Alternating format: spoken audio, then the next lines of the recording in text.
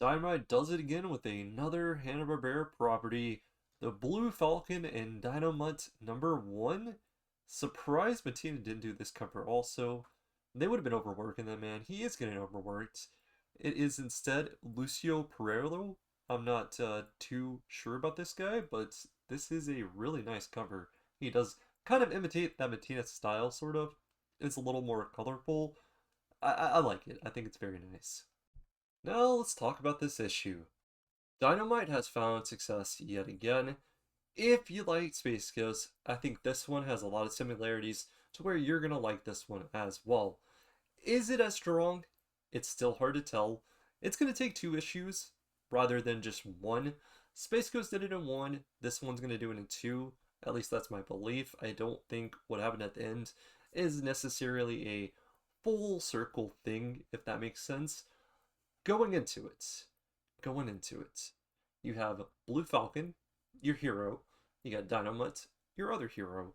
He's got a girlfriend. Don't know how important she is as a character. And I just wanted to say this first of all.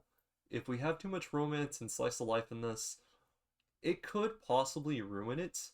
I think the thing that Space Ghost was so strong at is it would kind of keep the action kind of packed.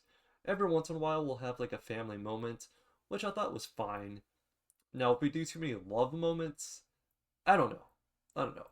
That could sound like really bad. I'm not trying to be sexist, but hopefully the girlfriend doesn't ruin it, because that is something that definitely could happen.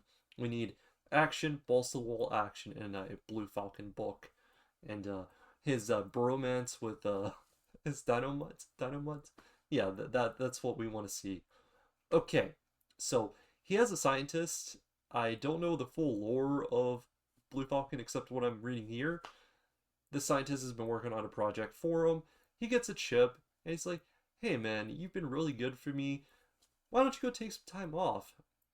And it turns out this dude is sort of a traitor, but at the same time, he's like, dang, I haven't been here this long, and Blue Falcon has accepted me and done all this for me.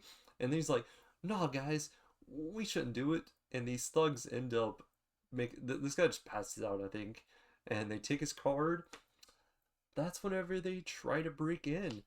Of course, Dynomutt is the first one to jump in, and he gets savagely beat, like bloodily beat. I don't know how many times they've beat dogs like that in comic books. Yeah, I was quite surprised that they would show a bloody dog. I don't know if that was exactly the best thing in the world. Okay. And Blue Falcon got put into some rage. He fights back. There at the end, we get to see him grasp his best bud, and he goes off. What's to come? At least this is what I believe. I don't know too much about the characters other than Scooby-Doo every once in a while. I believe it's going to be like a RoboCop situation where the scientist is going to repay the Blue Falcon, give him all of his cool tricks, because technically Blue Falcon is like, not Blue Falcon, Dynomutt is robot-like, I believe. He's like a robotic dog now because of that. So that's going to make total sense. Honestly, was not bad, and I did like it. I thought it was pretty sweet. Not super strong all the way through. The writing wasn't bad. The the art wasn't bad.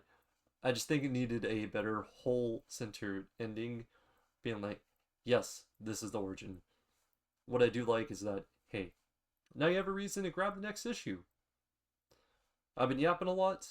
If I had to rate this one, I'm gonna say it's a nice 8. I think 8 is a solid score. I was gonna be like in the 7 area, but I'm like, flat 8. I feel like it's solid. It might end up going up, and it's a surprisingly good book for what it is. I want to know what you guys' thoughts are on the Blue Falcon and Dynamite #1. Hope you stay safe, and until next time, peace out, guys.